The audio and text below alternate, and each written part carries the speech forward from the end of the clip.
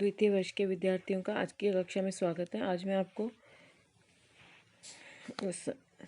भारतीय संविधान में आपातकालीन प्रावधानों के दूसरा आपातकाल के बारे में बताऊंगी।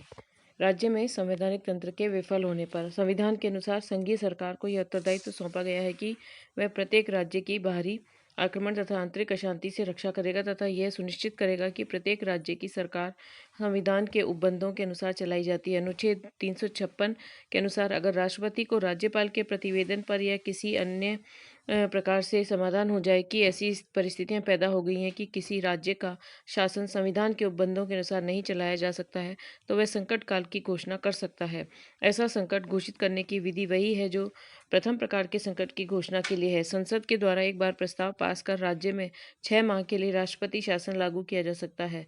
44वें संवैधानिक संशोधन के पूर्व राज्य में राष्ट्रपति शासन की अधिकतम अवधि 3 वर्ष थी, लेकिन अब इस व्यवस्था में यह परिवर्तन किया गया है कि राज्य में राष्ट्रपति शासन के 1 वर्ष की अवधि के बाद इसे और अधिक समय के जारी रखने का प्रस्ताव संसद द्वारा तभी पारित किया जा सकेगा जबकि इस प्रकार का प्रस्ताव पारित किए जाने के समय अनुच्छेद 352 के अंतर्गत संकट काल लागू हो और चुनाव आयोग यह प्रमाणित कर दे कि राज्य में चुनाव करवाना संभव नहीं है। किसी भी परिस्थिति में 3 वर्ष के बाद राज्य में राष्ट्रपति शासन लागू नहीं रखा जा सकेगा।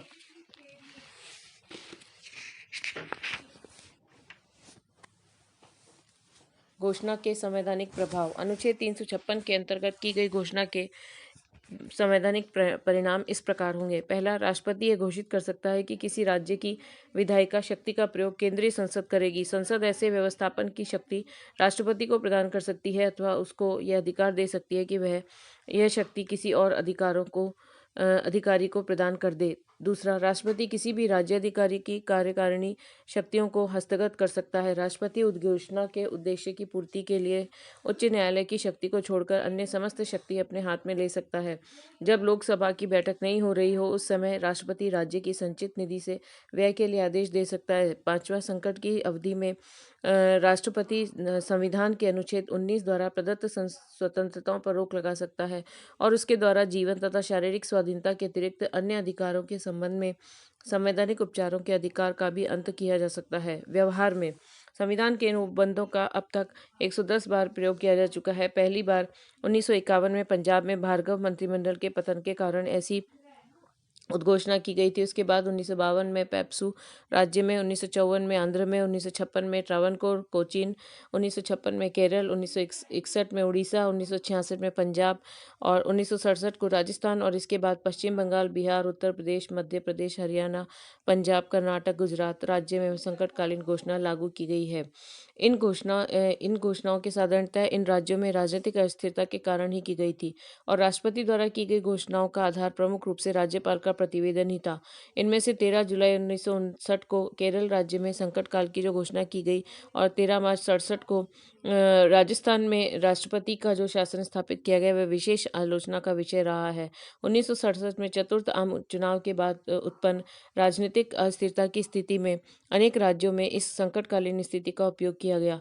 मार्च 1972 के विधानसभा चुनावों के बाद राज्यों में जो राजनीतिक स्थिति सामने आई उसमें सोचा गया था कि अब राज्यों में संवैधानिक तंत्र के विफलता के अवसर बहुत कम उत्पन्न होंगे, लेकिन वस्तुतः ऐसा नहीं हुआ। अनुच्छेद 356 में निहित शक्तियों का प्रयोग संघीय क्षेत्रों के लिए भी किया जा सकता है, जैसे कि अनुच्छेद 356 के आधार पर 1967 में गोवा में, 1967 और 74 में मणिपुर में और 1967 में पांडिचेरी में राष्ट्रपति शासन लागू किया गया। ये उनमें से कुछ उदाहरणों में राष्ट्रपति शासन लागू करना या उसे लंबे समय तक जारी रखना आवश्यक था, जैसे अभी हाल के वर्षों में पंजाब और जम्मू कश्मीर राज्य की स्थिति। लेकिन यह तथ्य है कि भारत के अंतर्गत केंद्र में चाहे जिस राजनीतिक दल की सरकार रही हो उसने अनुच्छेद 356 अर्थात राष्ट्रपति शासन लागू करने के प्रावधान का दुरुपयोग किया है।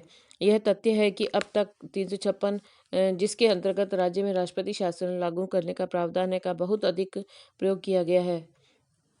यह अनुच्छेद देश की राजनीतिक और प्रशासनिक प्रक्रिया का एक अंतरंग भाग, संभवतः इसका मानस बन गया है। अनुच्छेद 356 के इतने अधिक प्रयोग का उचित नहीं कहा जा सकता है। धन्यवाद।